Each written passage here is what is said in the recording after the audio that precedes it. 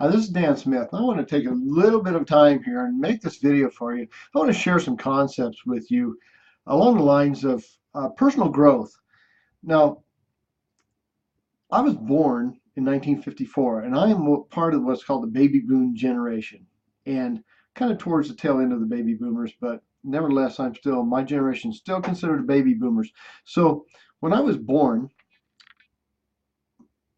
it was not that far removed from the stock market crash in 1929, from the Great Depression. The Great Depression actually lasted like 10 years long, and it was a time when people just didn't have any money. I mean, for the most part. I mean, there were people who made a tremendous amount of money through that, but it's a very small percentage. For the most part, most Americans and really kind of all around the world, they just didn't have very much money in that time period. And so the music that my family enjoyed was like country music, okay? And the country music that they listened to back then is that old country music where you're familiar with the joke, your dog died, or you killed your wife because you caught her in bed with some other dude or whatever. And so really there was a lot of really negative connotations in country music, and still there is today. But nevertheless, back then, a lot of those connotations towards money was that it was hard to come by, it was extremely scarce, and you really had to work hard. I remember a song talked about a poor man's dollar, or songs about working down at the sawmill, and songs about the poor boy, living on the poor side, the wrong side of the tracks, so to speak. And so, the rich boy came along and stole his honey, and so, life was hardly worth living because he lived on the wrong side of the tracks. He didn't have enough money. He couldn't compete with this rich boy that rode around in a nice car all day long and didn't have to do anything. Here, this poor boy, he's out working his fingers to the bone all day long and just barely squeaking out a living. And so that was the kind of music that my family listened to. And so what goes in your mind is what comes out and is played out in your world. Okay. And then I grew up in an extremely repressive religious background.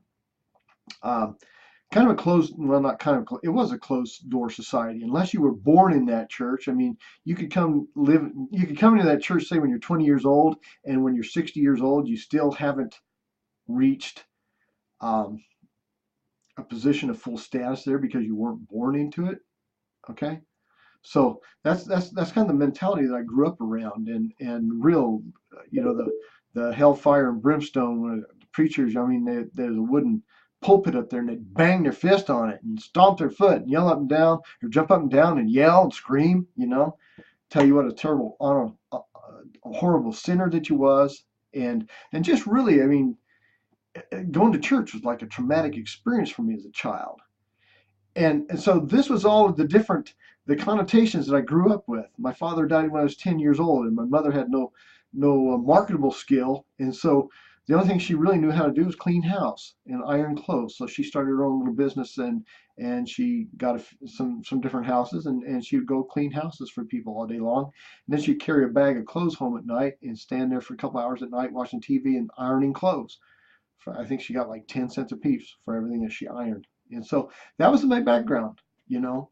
And and so I wanted a better life, but I didn't know how to get it. I mean, if you've never had your eyes opened, then how are you going to find a better way of making a living? If all that you know is all that you know, it's like the old saying that, well, we'd hire you if you had more experience. It's like, well, if you'd hire me, then I could have some experience. Well, I wanted to live a successful life, but I didn't know how, because all that I'd ever heard was how hard money was to come by. Money's scarce. Money doesn't grow on trees. That's the way I was programmed. There's not enough. There's never enough. We don't have enough money. We can barely eat. We can barely buy food, clothes, all the necessities of life. And there just was never extra money around. So I had this deep desire to succeed in life, had a deep desire to build something great, substantial, and yet I didn't know how. And there's a Albert Einstein saying that something that Einstein, a quote that he made, that you can't solve the same problems that you have with the same line of thinking that created the problem. And so how was I going to how was I going to broaden my horizons? How was I going to expand my mind? And when I believe I was 23 years old, on Saturday afternoon, my brother came over to my house, and he was super excited. He's like bouncing off the walls, excited, and he's found something that's fantastic, and he found a way that we can make some money, and he wanted to show it to me. And so, I sat there and I mean, he scratched some stuff out on a piece of paper, and I mean, I didn't understand a word that he said, but basically, I mean, I seen a like an S with two lines in it, the universal money symbol, and that's all I seen. And so he left me. I mean, it was Amway, okay? It was back in the early mid '70s, and he showed me the Amway business, and he left me what's called a decision pack with some tapes and some books in there, and he left me a book. It's called The Magic of Thinking Big, and he wanted me to read that over the weekend, and I did. I sat there for that whole rest of that day on Saturday and read that book, and I read it again on Sunday, and I finished that thing up in just a couple of days.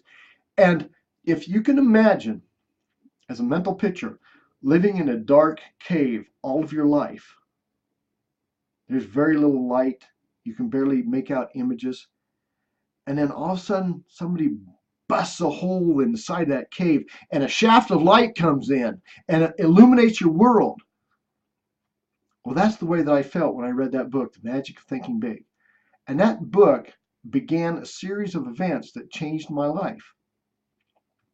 And what that's called is personal development.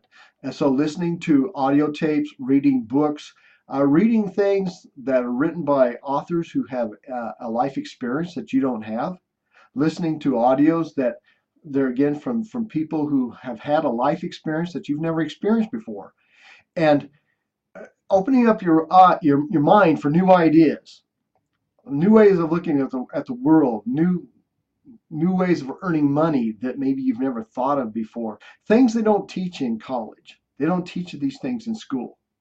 So, anyways, that's just a short personal testimony. That's my story about what began me on a journey of reading different books like Think and Grow Rich, of Psycho-Cybernetics, and really literally hundreds of books that I've been through over the years that have brought light into my world in an area where there was nothing but darkness before.